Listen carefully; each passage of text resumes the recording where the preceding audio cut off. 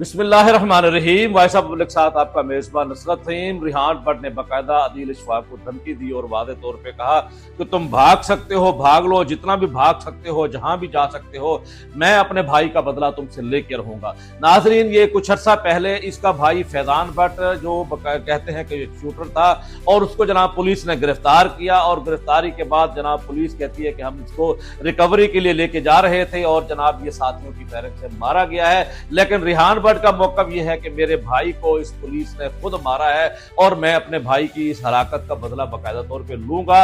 अदील इशफाक इससे पहले इसके खिलाफ धमकियों की एफआईआर दर्ज करा चुका है, लेकिन बहरहाल अफसोसनाक वाकया रात क्यों हुआ कि जनाब इसने जनाब जाके अदील इशफाक को और उसके साथ एक और कांस्टेबल को और कुछ लोग और जख्मी भी हैं, गोलियां मारी और वो मौके पर बेचारे शहीद हो गए।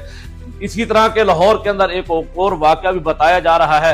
रात इतलात के मुताबिक लाहौर के अंदर इस तरह के 2 वाकयात हुए पुलिस के ऊपर, और जिसमें कमोबेश कोई 5 पुलिस एहलकार शहीद होते हैं और कुछ जख्मी भी हैं। नाज़रीन, ये अभी तक की इतलात हैं और ये कहा जा रहा है कि लाहौर की नाकाबंदी कर दी गई है, और लेकिन कुछ लोग ये भी कह रहे हैं कि ये जनाब रिहान भट्ट वहां से LWMC की गाड़ी लेके वहां से निकला है और जनाब मुरीद के छोड़ के फिर जनाब आके इसने जनाब जाके गुजरांवाले की तरफ किया है। लेकिन बहरहाल पुलिस ने उसका ताक़ुब किया हुआ है। मुझे उम्मीद है कि पुलिस जिसका ताक़ुब करती है और जांफिशानी के साथ जिस मुलजिम के पीछा करती है वो उसको गिरफ्तार करके रहती है। बहरहाल देखते हैं कि कितनी देर में ये गिरफ्तार होता है। लेकिन रिहान भट्ट का यह मौकफ है कि बहरहाल मेरे भाई को पुलिस ने मारा है, मैंने ये उसका बदला लिया है, और कहते हैं कि उसने अलल ऐलान ये कहा हुआ था कि पुलिस ने मेरे साथ ज्यादती की, मेरे भाई को मारा है, हम इसका बाकायदा तौर पर बदला लेंगे। और वही हुआ कि उसने जनाब इस अदील इशफाक को जनाब रात लारी अड्डे के ऊपर जनाब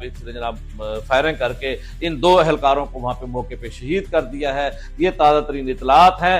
मजीद अब आने वाले वक्तों में इसकी क्या इतलात आती हैं, वो कितनी देर में गिरफ्तार होता है, कब ये कैफर किरदार को पहुंचता है, ये बाद की बातें हैं। लेकिन फिलहाल इतना है कि फिलहाल लाहौर के अंदर रात 2 वाकयात के अंदर दराए के मुताबिक कमोबेश को 5 अफराद शहीद हो चुके हैं। इन तमाम वाले वाकयात के अंदर आला अफसरान को और पंजाब हुकूमत को ये सोचना चाहिए कि क्यों इस तरह के ऐसे वाकयात हो रहे हैं कि जिसकी वजह से अवाम और पुलिस के दरमियान गैप आता जा रहा है और अवाम पुलिस के ऊपर रिएक्शन देती जा रही है। इन तमाम वाकयात को हमारी पंजाब हुकूमत के आला अफसरान की एक तहकीकाती कमेटी बनाकर उनको ये और होश करना होगा कि ये हमारे जो रखवाले हैं आज इन पे क्यों अवाम जनाब हमलावर है।